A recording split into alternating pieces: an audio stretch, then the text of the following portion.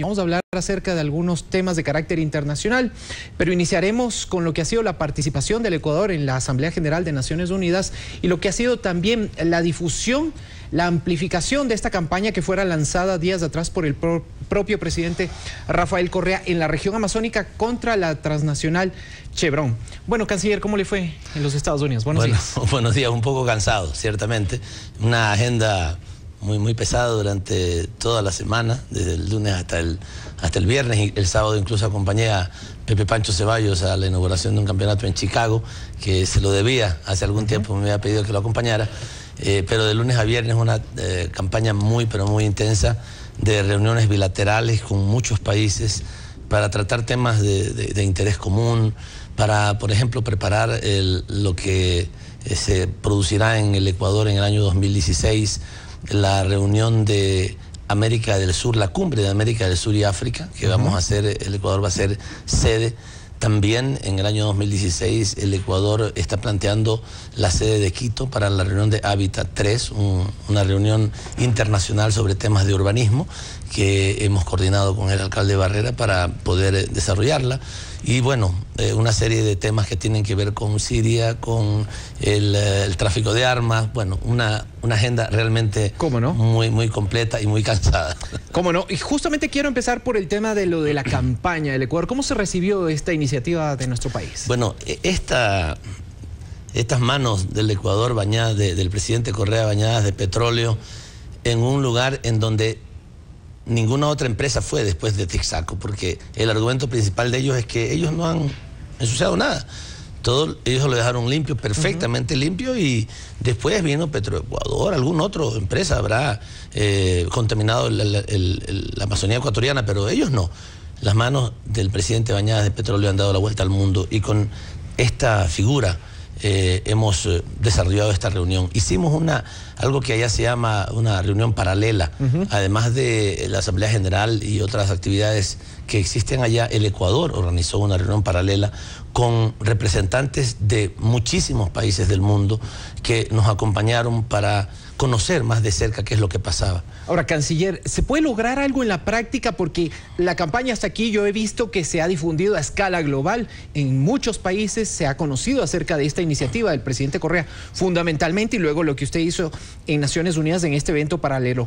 Pero ¿se podrá conseguir algo más de esta transnacional, considerando lo poderosa que es? Yo creo que sí. Justamente para eso necesitamos que sea una campaña internacional y tenga el peso que le estamos haciendo tener.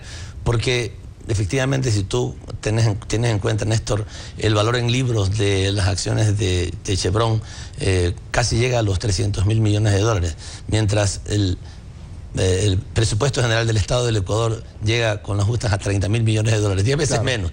Entonces estamos hablando de una diferencia enorme en peso económico y también en capacidad de influencia política. Por eso es necesario que el Ecuador se movilice, y no solo el gobierno nacional.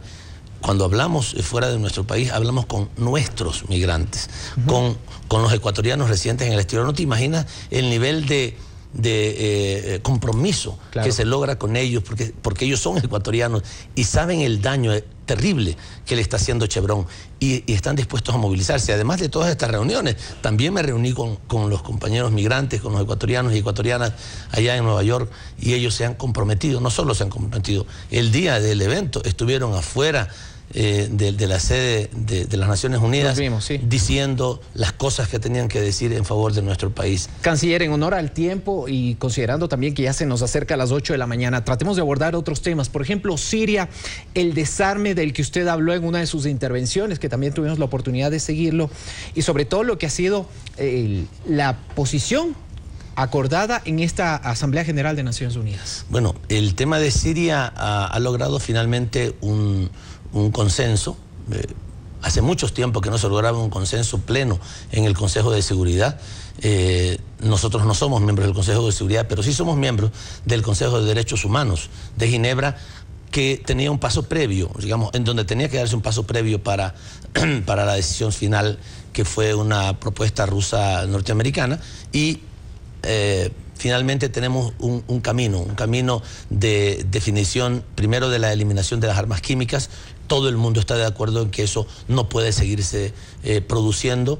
No se tiene claridad, los informes no dicen quién las lanzó. Así es que no quiero pronunciarme sobre ese tema, pero que sí hay que terminar con el uso de armas químicas, que hay que terminar con la guerra, que no puede seguir muriendo gente allá y que hay que encontrar una solución negociada y pacífica al conflicto. En eso hay pleno acuerdo, aunque a algunos no les gusta, porque a algunos les gusta la guerra.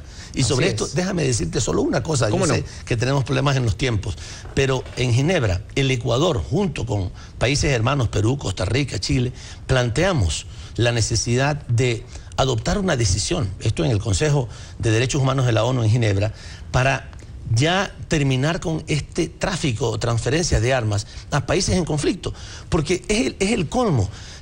Hay países que le venden armas a los rebeldes, especialmente a los llamados rebeldes en algunos países, y también a los gobiernos que están con dificultades internas políticas. Les venden armas, asusan la guerra y después dicen, ay, qué pena, cómo se ha muerto la gente. Actuemos e intervengamos ese país porque se está muriendo mucha gente. Caramba, pero le están vendiendo las armas, están incluso contratando mercenarios para que vayan a esos países y después dicen, qué pena, qué barbaridad, cómo se muere la gente. Ellos lo están haciendo. Esa resolución del Consejo de Derechos Humanos fue planteada por el Ecuador y países hermanos. ¿Sabes cuántos votos tuvimos? 44 votos, 4 abstenciones y solo un voto en contra, ¿Qué fue, lastimosamente, del gobierno de los Estados Unidos. No estuvo dispuesto a ir al consenso, que nosotros hemos normalmente aceptado consensos en estos casos. No estuvo dispuesto a ir al consenso cuando estábamos diciendo algo tan elemental: no entregar armas a ninguna de las partes a países que están en conflicto. Estados Unidos dijo, nosotros no estamos de acuerdo, ni siquiera se abstuvieron, sino que dijeron que votaron en contra. En todo caso, ¿usted considera que puede ser o podría entenderse esto como un triunfo de la comunidad internacional para que se haya evitado un conflicto armado en esa zona del planeta? Yo creo que sí, ha ido generándose este resultado como consecuencia de que hay un ánimo internacional, y no solamente de los gobiernos, porque también hay que decirlo, en algunos países, especialmente países desarrollados, no solamente los gobiernos en algunos casos no están de acuerdo con parar la guerra. Lastimosamente tienen otro tipo de intereses y van por la guerra, pero sus pueblos les han dicho a través de las encuestas de que no están dispuestos a que sigan con estas aventuras guerreristas que se han hecho totalmente conocidas, lastimosamente, en la primera parte de este siglo. 2 temas en menos de 3 minutos, que es lo que nos queda, canciller. ¿Qué pasó con UNASUR? ¿Se iban a reunir o se reunieron efectivamente los cancilleres también de forma paralela a esta Asamblea General, o aprovechando la oportunidad para intentar llegar a un consenso en la búsqueda del nuevo secretario general? Todavía no lo tenemos. Estamos buscando la mejor opción, los candidatos que puedan asegurar un fortalecimiento de UNASUR, un liderazgo muy alto de UNASUR, y para eso hay que buscar con mucho cuidado el candidato o la candidata que lo pueda hacer. Todavía no llegamos a ese punto, esperemos que en unos 30 días más, a más tardar, podamos lograrlo. A propósito del 30S, lo que recordamos el día de ayer, canciller, y que también de una u otra manera ha sido replicado, o por lo menos casos como el ecuatoriano también han sido analizados junto a casos como los de Bolivia, los de Venezuela, lo que sucedió en Paraguay, etcétera, etcétera, también en Centroamérica, por supuesto. De alguna u otra manera esto puede motivar también algún tipo de reunión en los próximos días, considerando también que ha habido la solidaridad de otros jefes de Estado latinoamericanos.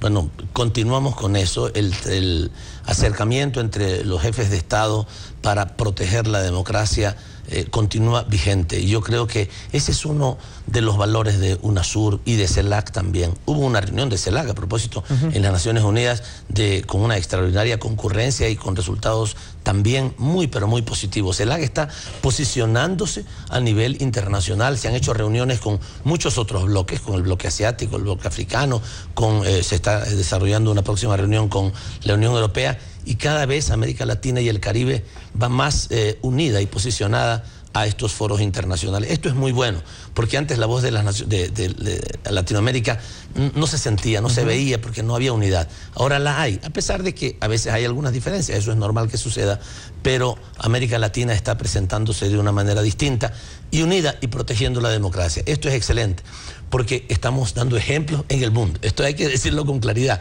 El ejemplo de democracia, ejemplo de progreso y ejemplo de paz. Esta es prácticamente la única región del mundo en donde podemos hablar de una verdadera, la existencia verdadera de condiciones de paz y de armonía entre nuestros países. Canciller, se nos terminó el tiempo. Pero hemos ido rapidísimo. Sí, como no, rapidísimo. Solamente así, nada más.